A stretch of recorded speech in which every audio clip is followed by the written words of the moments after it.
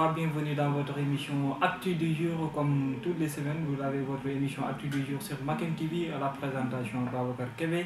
Samba ici derrière notre caméra pour notre comme technicien. Et aujourd'hui, nous avons comme invité Seydou Nournias qui est journaliste et en même temps qui s'active aussi dans le milieu des médias. Seydou Nourou, bonjour, bonsoir à vous. Bonsoir, monsieur Babacar Kébé. C'est un honneur pour moi d'être là pour ce grand rendez-vous qui est Actu du jour.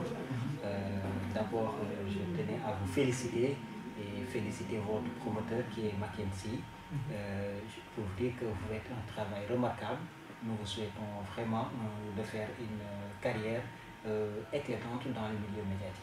Merci beaucoup. C'est nous sans prendre perdre de temps parce que, comme vous le savez, on va essayer aujourd'hui de parler parce que vous avez déjà écrit un poème qui a été vraiment très même sollicité par pas mal de personnes. Et d'ailleurs, dans une télévision, vous avez aussi invité, d'ailleurs, pour ne pas faire de publicité, semble-t-il. Mais aujourd'hui, on va tout simplement vous demander de nous faire comprendre une présentation de votre poème que vous avez dénommé Titna du Sénégal. Merci, monsieur Kébé, merci. En fait, comme vous l'avez dit, j'avais écrit un poème qui s'appelle Titna ngir Sénégal. J'ai écrit ce poème parce que j'ai senti une perte de valeur au Sénégal. Et c'est ce qui m'a poussé quand même à écrire ce poème. Si vous voulez aussi, tu peux le réciter. Je pense que cela fera aussi un grand bonheur. J'espère aussi que ça va plaire à nos téléspectateurs qui nous suivent aussi. Oui, en fait, le poème, c'est Titna ngir Sénégal. Titna ngir Sénégal. Lu tax ma tiit ngir Sénégal mooy politicien Sénégal yu jóg di ŋàññ seen morom politicien Sénégal te xamuñu sax li ni mel mën na yee fitna biir Sénégal. Titna ngir Sénégal, Titna ngir Sénégal. Lu tax ma tiit ngir Sénégal mooy yenn taalibe tarixa yu jóg di ŋàññ seen morom taalibe tarixa te xamuñu sax loolu mën na yee fitna biir Sénégal.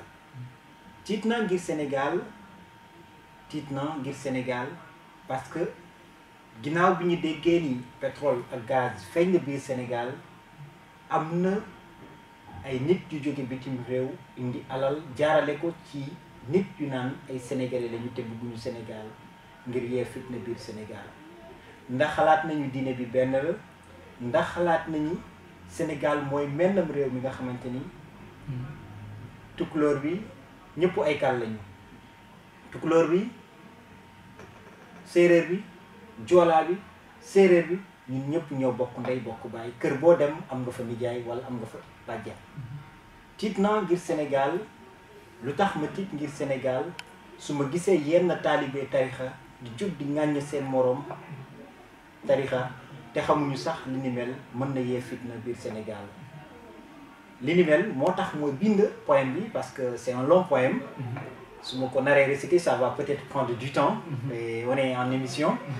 C'est un poème que j'ai écrit bi nga xamante ni pour ñaax nit ñi Babacar ñu delloo seen xel xam ni Sénégal réew la exemplaire ci biir Afrique bu nit ñëpp bokk. nit ñëpp bokk parce que tey jii ni ma ko waxee boo seetee ñaata tarixa ñoo nekk biir Sénégal plus de 5 ñaata langue ñoo nekk Sénégal. Donc nous on vit en parfaite harmonie avec les gens avec qui nous ne partageons pas la même religion. Moi, nos frères chrétiens. On ne peut pas distinguer qui chrétien là, qui musulman là au Sénégal. Nous ñëpp ñoo bokk ndey ñoo bokk baay. Donc nag su ma gisee ñenn tarixa ñenn taalibe tarixa di jóg di dal ci yeneen tarixa yi daf may metti parce que dama jàpp ñoom du ñuy wax mën na yee fitna te ñun duñ ko xam. te man daguma la su ma dégloo exactement ci biir poème bi dama gis presque nga revenir à suñu waxee maanaam société sénégalaise mu nekk ci ay points yu bari. Déjà félicitations parce que doon na loo xamante ni c'est remarquable mais nga revenir à presque ci point yëpp muy wàllu religion muy wàllu daanaka culture muy wàllu daanaka ressource nga ñëwaat sax ba ci pétrole bi nga xam ne bu yàggul feeñ na ci. C'est-à-dire nga def en résumé tey boo ñu doon tënkal tey ci benn poñ exactement lan nga mën a xam ci point yi nga xam ne souligné nga ko ban moo la ci gën a marqué. li ma gën a marqué Babacar merci encore li ma gën a marqué mooy xam nga on est en période campagne électorale présidentielle yi nga xamante ni le 24 février donc nekk na benn moment bi nga xamante ni bu crucial pour notre pays parce qu'il s'agit de choisir celui qui va diriger notre pays pendant 5 ans donc nit ñi dañu war a tey xam ne ñun ñëpp ñoo ko bokk les élections là comme on dit les institutions restent les hommes passent les institutions restent Senghor jaar na fi dem na bàyyi fi réew mi Sénégal Abdou Diouf jaar na fi bàyyi Sénégal des fi moom mu dem Abdoulaye Wade dañu woon dem Macky Sall tey moom la yàlla teg fii donc je pense que nit ñi dañu war a xam ne ki fi nekk tey du moom moo fi teg boppam yàlla moo ko fi teg te bi ko yàlla dindee fii Babacar du si mën dara Seydou Nour Niass du si mën dara keneen du si mën dara donc comme moom la yàlla teg fii ñun ñëpp nañu booloo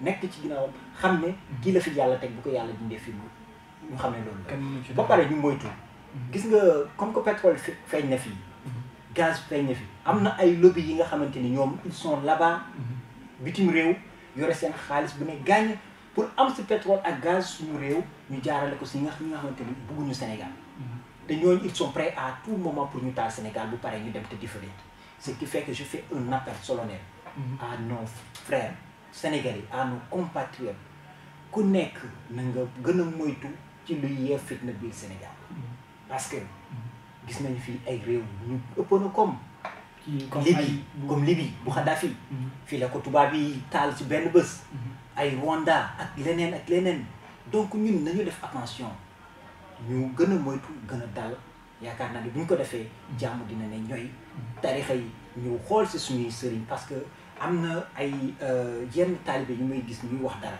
wóor na ma bu doon tey seen sëriñ du taxaw wax loolu tey boo seetee ku mel ni Cheikh Ahmadou Bamba El Hadj Malick Sy Mame Baye Niass Mame Limamou Laye ak ñeneen ñëpp a dëkkoon avec voilà dañuy parce que ñoom ñëpp ñoo bokk après tout te dara moo leen taxoon a jóg mooy diine ji ak jàmm saa ñu attaqué diine islam ñoom dañuy doon jóg mais tey jii je dis génération léegi bu ñu attaqué diine bi du ñu wax dara rek mais koo si attaqué sëriñ mu dal sa kaw c'est vrai te diine bi moo gën a fort sëriñ tout à fait donc loolu la ñu war a kii ñoom ku leen tooñoon à l'époque dañuy baal te yàlla tax Cheikh Ahmadou Bamba fii la ko tubaab yi tooñ sans aucune raison mais daf bu mu leen jekkoo gars yi dañ ne ñun daf ñu jaaxal lu tax Cheikh Ahmadou Bamba vengé wul mais dafa ne baal naa parce que boo baalee nit ki yàlla dina la fay ci li nga kooku li mu la tooñ ba pare mu fay la aussi ci baal bi nga ko baal donc ñun ñëpp nañu raxas suñu xol yi ni ko maam Dabakh daan waxee ne yàlla na yàlla tàppe xol yi ñu bañ a nekk fii di xiiroo di ŋaayoo te xam ne Sénégal suñu Sénégal la si baax tout à fait ba léegi dañuy desandi ci biir point bi parce que dafa xaw a vague bien vrai am na différents points yoo xamante ni souligné nga ko ci mais tey dafa am tey ci benn dynamique mooy comme ni nga ko waxee foofu la ñu toll mu di affaire élection affaire déposition candidature fi ñu toll noonu tey parce que bu ñu fàtte tamit en tant que journaliste tey boo ñu doon expliquer tey en quelques points tout simplement situation sénégalaise vis-à-vis de notre politique ak fi ñu jëm Babacar nga baalu ma dellu ginnaaw tuuti rek et loolu je pense que il est bon nit ñi wax ko njiitu réew institution c'est vrai man dama gis ni tey la société sénégalaise elle est malade te dafa parce que bien sûr elle est malade parce que lu tax ma ne loolu tey les plus jeunes am na ñenn ñi respecté wu ñu ñenn mag yi c'est-à-dire mais parler du comportement des Sénégalais je vais même citer de nom parce que je trouve ça nécessaire mais je peux pas concevoir des gens qui se lèvent un jour de traiter son président de saay-saay mais président imaginez donc institution c'est injuste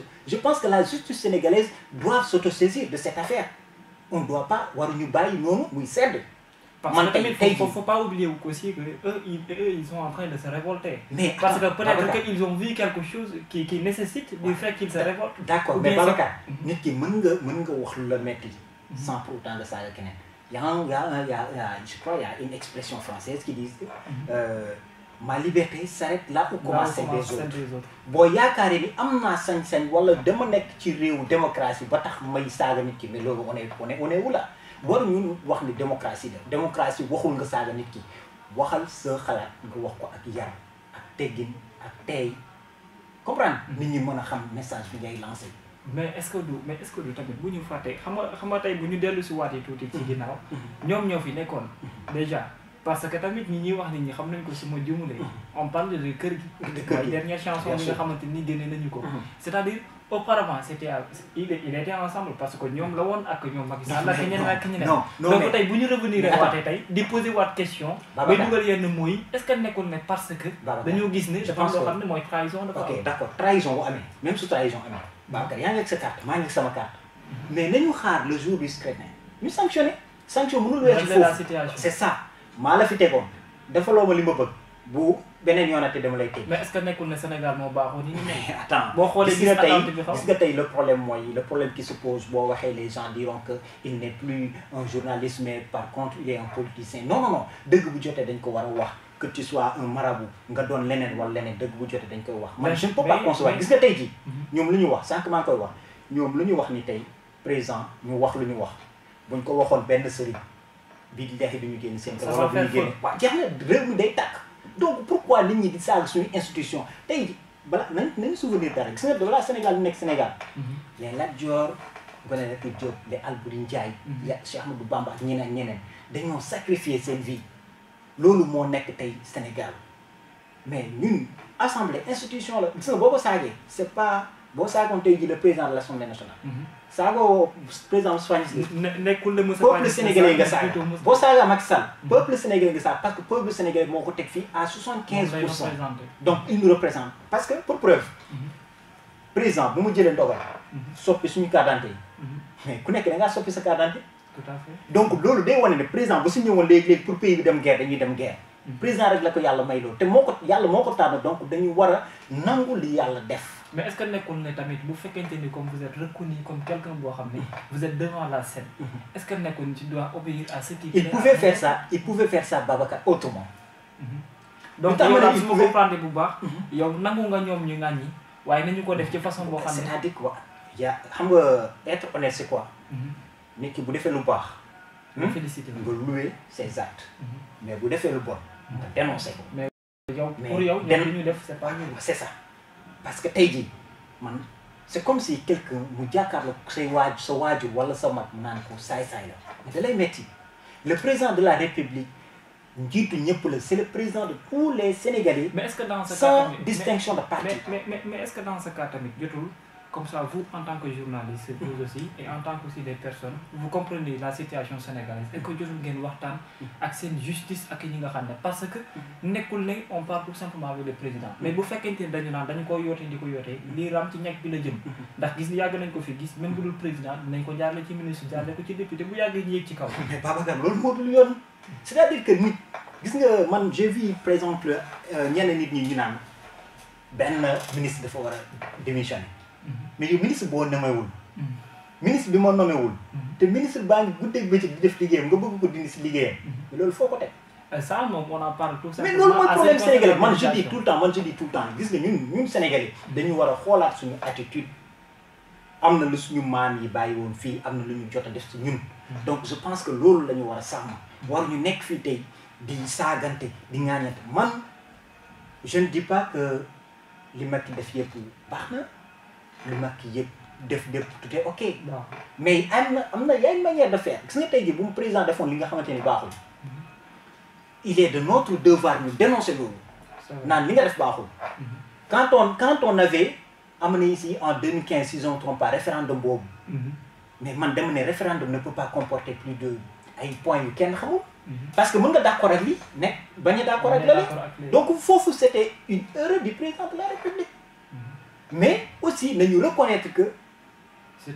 c'est un président de la République il a été choisi par 75% de la population je ne peux pas concevoir que des gens se lèvent jóge fële di del son président Macky c'est pas mon président de parti mais c'est mon président de la République.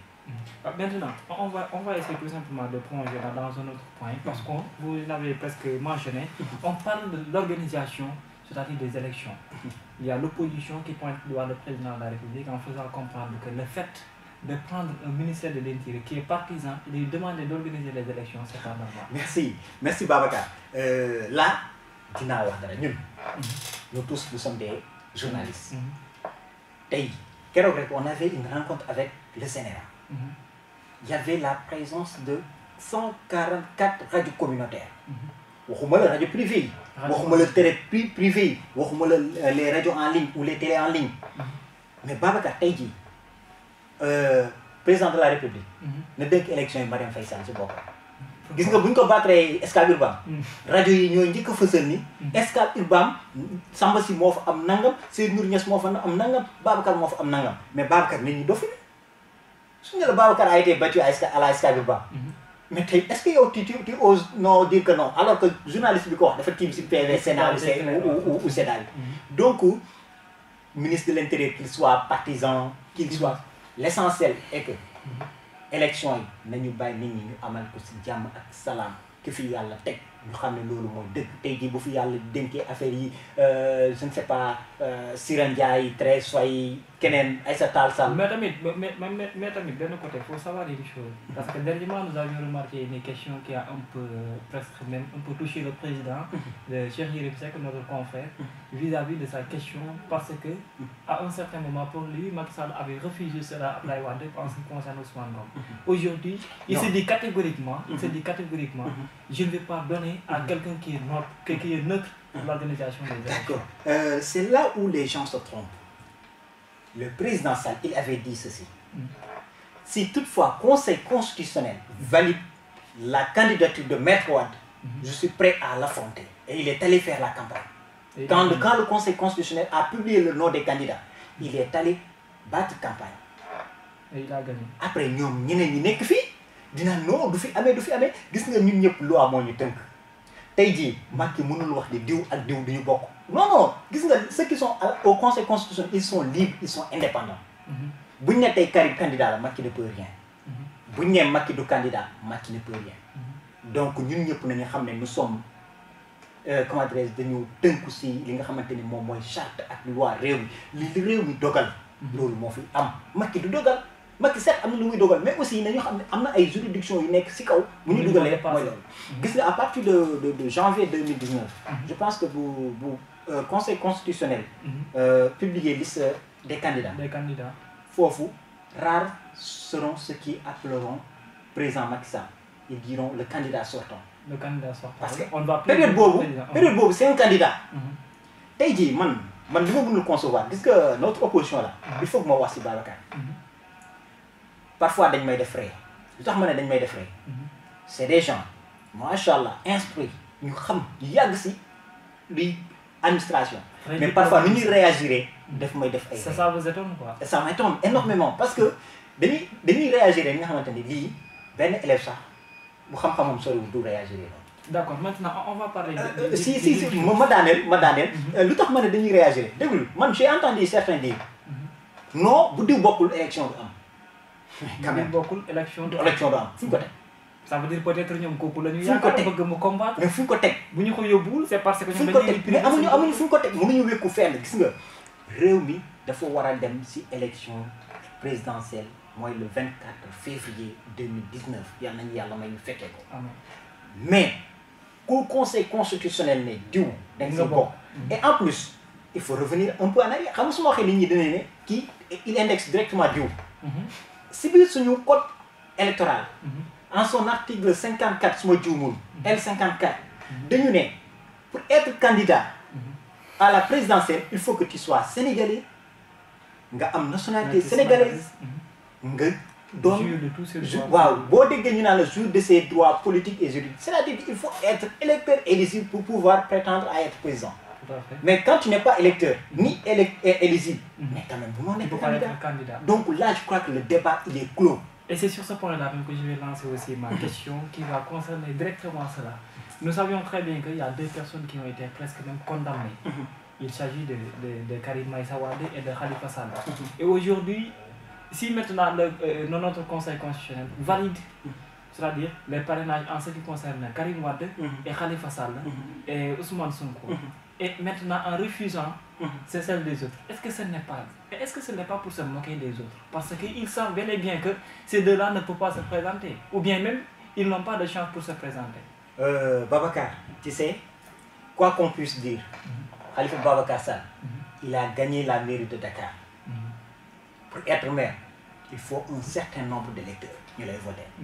kooku c'est sûr que luñ ko laaj si parrainage mun na ko am. mën na ko am Dakar mun na ko am feneen. si mais mun na am quota. attends j'y viens maa ngi ñëw. mun na ko am si yeneen régions yi. parce que xëy na peut-être avec le projet am na popularité et tout ça. Karim Wade c'est le fils d'Abdoulaye Wade. c'est le candidat du PDS. mais Idriss Seck c'est attendez gagné Thiès. Idriss Seck ça fait des années que la dernière élection législative il a perdu Thiès. dafa ñàkk Thiès. non mais n'empêche il a gagné. non dans notre localité. il dit on n'a pas dit que on l'a pas refusé de ses parrains. il dit dañ ne ko. si région de Ziguinchor. il te reste 19 parrains. da nga war a dem jëli uti foofu 19 parrains mu dem ñu waat mais on a validé ses parrains. mais Madické Niang attends Madické Niang Malick Gakou et tout ça gis nga jusque là Karim est candidat jusque là Khalifa est candidat. mais même s'ils ont candidat attendez jusque là Macky Sall est candidat jusque là Ousmane Sonko est candidat. nga bind poème bi ci laay dellu si waat mu nekk poème bu am solo tey koo xam ni dafa soxla poème bi wala mu bëgg ab lu mu ci jàng. ok poème bi newoon naa la li taxoon ma bind ko mooy situation réew bi mu nekk ak bëgg delloo si xel yi nit ñi mën a dal. parce que ci élection lañu jublu tout ça. je l'ai fait dama ko def si njàpp dal kii di Mackenzie mi nga xamante ni moom mooy produire émission bi. moom sax moom moo ma jàppale pour ma def poème bi te maa ngi ko si sant di ko si gërëm di ko ñaanal yàlla. dama naan rek képp ku ko bëgg a jot. bu jokkoo ak Mackenzie dina am.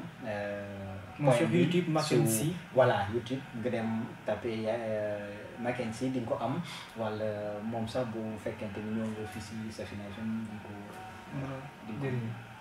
voilà di nga ko mën a am donc loolu je pense que wala man mii sama wàllu bopp sax ñi nga xamante ni ñoo ngi ak sama contact.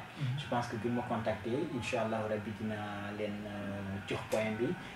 mën nañ ko déglu xalaat yi parce que je me raconté la benn anecdote c'est vrai émission bi jeex na mais benn bis dama nekk si bus ñu nekk comme nii rek ñu ñuy waxtaanee affaire politique tout ça ma taal point bi si sama kii activé kii ma jox waa ji def play si sama téléphone ma jox waa ji ma ne ko déglu fekk dafa ma gis rek mu ne ma yow politicien nga ma bàyyi ko muy wax rek yow politicien nga ma wax ma play affaire bi rek jox ko mu déglu bu mu dégloo ba pare daf ma serré laa ne mu ne ma li nga def nii noonu la donc nit ñi ñun ñëpp nañu bokk ndey bokk baay xam ne suñu Sénégal la ñun ñëpp ñoo ko moom. moom. d'ailleurs boobu mu ngi wax sax ne d'ailleurs man tamit koo xam ne soxla nga ko bu fekkee am nga sama contact boo ma contacté mën naa la ko jox facilement donc émission bi jeex na boo doon tàggatoo looy wax.